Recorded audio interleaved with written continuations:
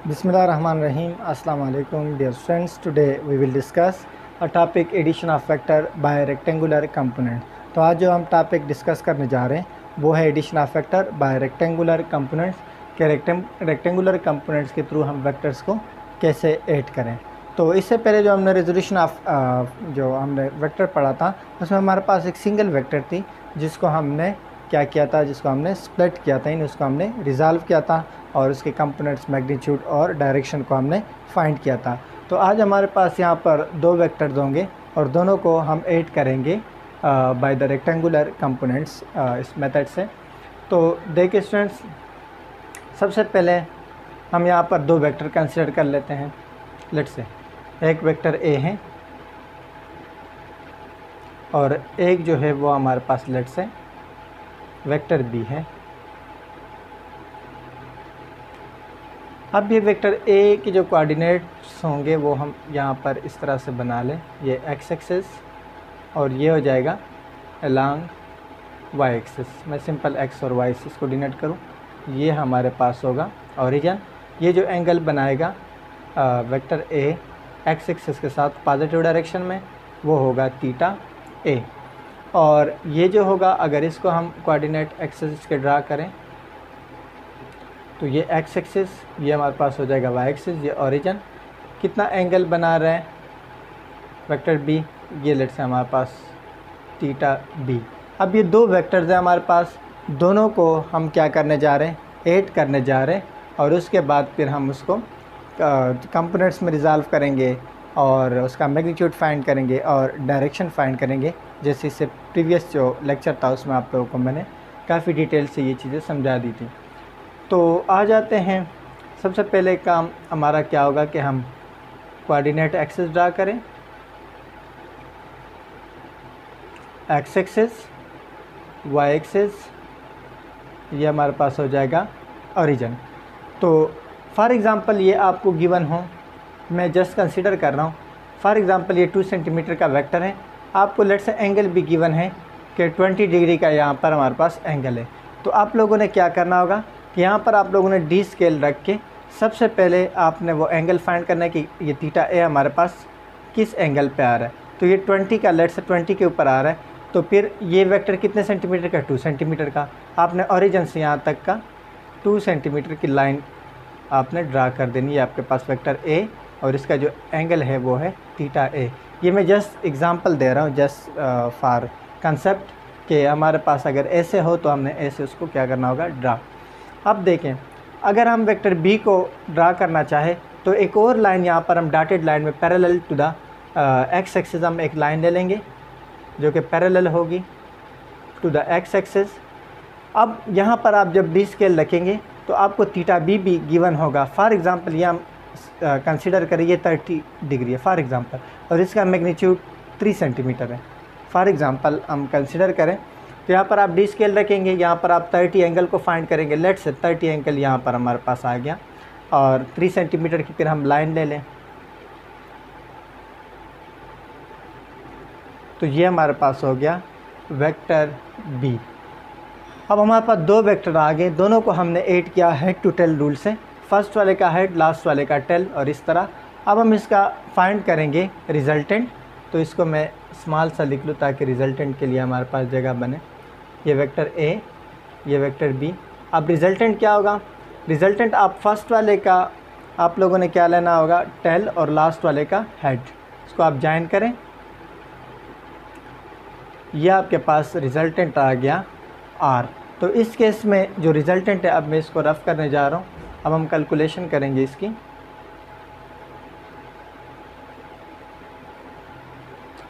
तो resultant are जो है, मैं यहाँ पर लेट से लिख लूँ कि रिज़ल्टेंट आर जो है वो हमारे पास इक्वल हैं ए प्लस बी के हमारे पास इक्वल है।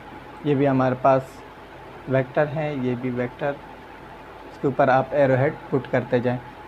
यहाँ पर जो एंगल बन रहा था वो कितना बन रहा था, थीटा बी। तो सबसे पहले हम क्या करते होते हैं, कंपोनेंट्स फाइंड करते हैं। नंबर 2 मैग्नीट्यूड और लास्ट में फिर हम बात करते हैं किस चीज़ की, डायरेक्शन की। तो यहाँ पर भी हम कंपोनेंट्स में सबसे पहले रिजॉल्व करेंगे, फिर उसका मैग्नीट्यूड फाइंड करेंगे, लास्ट में हम डायरेक्शन फाइंड करेंगे।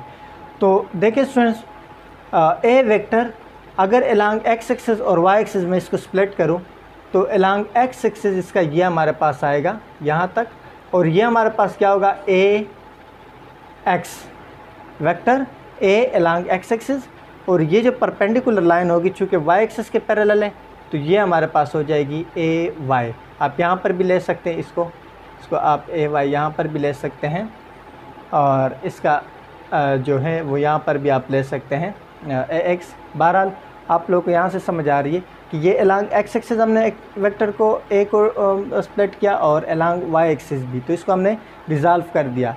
अब अगर बात हम करें वेक्टर बी की, तो वेक्टर बी भी यहाँ से लेकर, आप लोगों को नज़र आ रहा है यहाँ से लेकर, अगर मैं इसका यहाँ पर परपेंडिकुलर ड्रा करूँ, यहाँ से लेकर यहाँ तक जो वेक्टर बी होगा अलोंग एक्स एक्सिस वो हमारे पास हो जाएगा, ये हमारे पास हो जाएगा बी एक्स, और जो अलोंग वाई एक्सिस है यानी यहाँ से लेकर यहाँ तक जो है वो हमारे पास क्या हो जाएगा, बी वाई। जैसे ये हमारे पास था यहाँ से लेकर यहाँ तक जो ये डिस्टेंस ये ए वाई था, मैं यहाँ पर ए वाई को यहाँ पर लिख लूँ। अब देखिए स्टूडेंट्स, हमारे पास अलोंग एक्स एक्सिस भी हमारे पास आ गए और अलोंग वाई एक्सिस भी हमारे पास आ गए। तो अगर मैं इन दोनों की रिजल्टेंट की बात करूं, अलोंग एक्स एक्सिस सबसे पहले हम क्या फाइंड कर रहे हैं, कंपोनेंट्स। तो अगर मैं बात करूं यहाँ पर एक्स एक्सिस की, तो इसका रिजल्टेंट हमारे पास यहाँ से लेकर, इसको अब मैं रफ़ करने जा रहा हूँ, यहाँ से लेकर जो यहाँ तक हमारे पास रिजल्टेंट होगा इन दोनों का होगा, वो हमारे पास होगा r x is equal to a x plus b x. A x और बी एक्स को जब आप प्लस करते हैं आपके पास क्या आ जाएगा, आर एक्स। यानी यहाँ से लेकर यहाँ तक जो है वो हमारे पास बेसिकली क्या है, आर एक्स। मैं थोड़ा सा एक्सटेंड करके यहाँ पर भी, ये हमारे पास होगा आर एक्स। बिल्कुल इसी तरह सेम यहाँ पर हमारे पास क्या होगा, अगर आप इस डायरेक्शन में भी आप कर सकते हैं, ये भी आपके पास बी वाई होगा और ये आपके पास ए वाई, तो इस डायरेक्शन में भी आप कर सकते हैं। तो यहाँ से लेकर यहाँ तक जो टोटल हमारे पास रिजल्टेंट होगा a y plus b Y का, उसको स्टूडेंट्स हम कहेंगे आर वाई। यानी टोटल यहाँ से लेकर यहाँ तक जो है इसको हम आर वाई कहेंगे। अब ये टोटल आर वाई किसके इक्वल है, ए वाई प्लस बी वाई के। तो मैं यहाँ पर लिख लूँ इस तरह से कि जो आर वाई है वो हमारे पास इक्वल होगा a y plus b Y के हमारे पास इक्वल हैं। तो यहाँ पर जो इससे पहले मैंने एक इक्वेशन लिखी थी रिजल्टेंट आर के लिए कि वो हमारे पास इक्वल है ए प्लस हमारे पास किस चीज़ के इक्वल है, सॉरी हमारे पास जो आर है वो इक्वल होगा r along x axis and resultant plus resultant along y axis. ये जो आपको आर नज़र आ रहा है रिजल्टेंट, ये किसकी इक्वल है, ये वाला वेक्टर, ये जो साइड है प्लस ये वाला वेक्टर। तो टोटल हमारे पास क्या आ जाएगा, ये आर आ जाएगा। स्मॉल तो हमने सिर्फ सिंगल वेक्टर को ही हमने कंपोनेंट्स में रिजॉल्व किया है, लेकिन टोटल हमारे पास जो रिजल्टेंट आर है वो किस चीज़ के इक्वल आएगा, r x plus r y के। ये हमारे पास हाइपोटेन्यूज, ये बेस, और ये हमारे पास क्या है, परपेंडिकुलर। तो इसको लेट्स आप कोई भी इक्वेशन कह दे, इक्वेशन स्टार कह दे, या जो भी आप इसको इक्वेशन नाम देते, इक्वेशन 1 2 भी कह सकते हैं। यहाँ पर आप पुट करें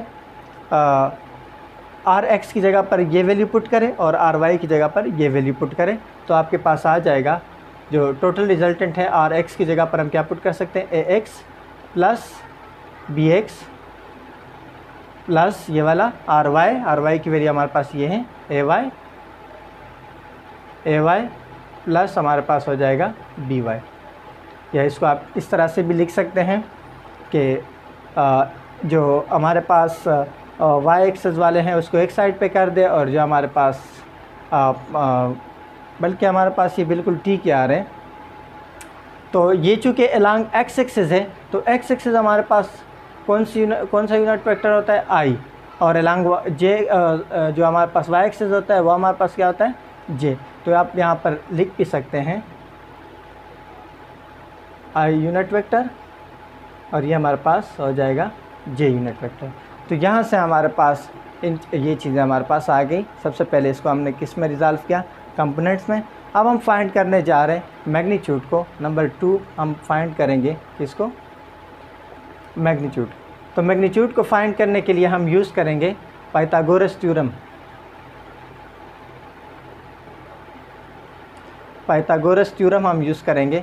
तो पाइथागोरस थ्योरम क्या कहते हैं कि ये हमारे पास hypotenuse square is equal to base square plus perpendicular square. तो इस केस में हमारे पास हाइपोटेन्यूज आर है, तो r square is equal to base हमारे पास क्या है, ये है हमारे पास r x, so r x square plus perpendicular square, perpendicular square हमारे पास क्या है, आर वाई। तो ये हमारे पास हो जाएगा आर वाई स्क्वायर। या इसको मैं इस तरह भी लिख सकता हूँ, अगर मैं बोथ साइड्स का अंडर रूट ले लूँ तो अंडर रूट के साथ ये स्क्वायर कैंसिल होकर इसके ऊपर अंडर रूट आ जाएगा। So r is equal to under the root r x square plus r y square. तो आप यहाँ से जो आर एक्स और आर वाई की जो वैल्यू है, आर एक्स और आर वाई की जो वैल्यूज़ है वो आप यहाँ पर पुट भी कर सकते हैं। बहरहाल आप लोगों को जो बेसिक कंसेप्ट है वो आप लोगों को समझ आ जाए। तो ये हमारे पास हमने इसका मैग्नीट्यूड भी फाइंड किया। अब हम आते हैं इसकी डायरेक्शन की बात करें। तो डायरेक्शन के लिए हम क्या करेंगे, टेन थीटा को यूज़ करेंगे।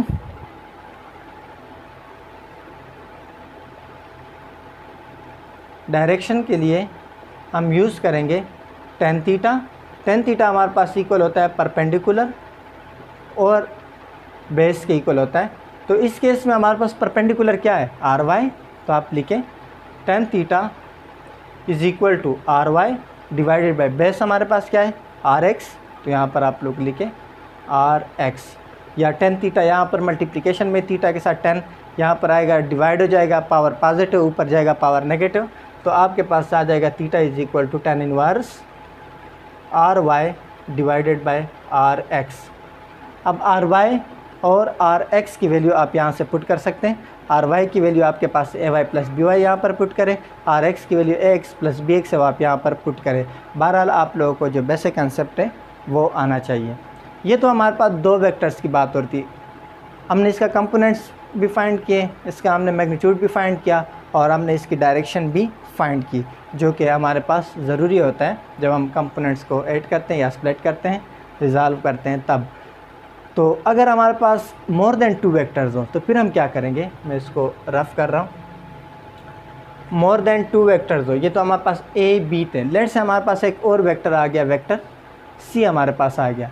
तो फिर रिजल्टेंट यहाँ से लेकर सी तक होगा आर, और इसके भी फिर कंपोनेंट होंगे। वो हमारे पास क्या होगा, अलॉन्ग जो वाई एक्सिस का कंपोनेंट होगा वो होगा हमारे पास सी वाई होगा, और जो अलॉन्ग एक्स एक्सिस छोटा सा आएगा वो हमारे पास होगा सी एक्स। तो फिर जो ये वाला resultant r along x axis है वो फिर a x plus b x plus c x होगा, और अलॉन्ग वाई एक्सिस फिर आपके पास a y plus b y plus c y होगा। इस तरह अगर एक और वेक्टर हो डी या ई एफ, आप तमाम को फिर क्या करेंगे, ऐड करेंगे, और जर्नल जो फार्मूले हैं वहाँ पर आप उसको पुट कर सकते हैं। यानी अगर आपके पास 4 वेक्टर हैं ए बी सी डी, तो उसका वाई कंपोनेंट क्या होगा, a y plus b y plus c y plus d y होगा। और अगर हमारे पास एक्स एक्सिस के अलॉन्ग भी फिर क्या होंगे, 4 वेक्टर ही होंगे, तो वो भी हमारे पास फिर क्या हो जाएंगे, a x plus b x plus c x plus d x. इस तरह आप जितने भी वेक्टर्स हैं उनको आप ऐड कर सकते हैं। तो स्टूडेंट्स ये था आज का हमारा टॉपिक। उम्मीद है कि आप लोगों को टॉपिक ईजी लगे, आसान भी है और इम्पॉर्टेंट भी है। तो फिर भी अगर आप लोगों को कोई प्रॉब्लम हो तो आप कमेंट बॉक्स में क्वेश्चन कर सकते हैं। सो नेक्स्ट टॉपिक के लिए, तब तक के लिए अल्लाह हाफ़िज़।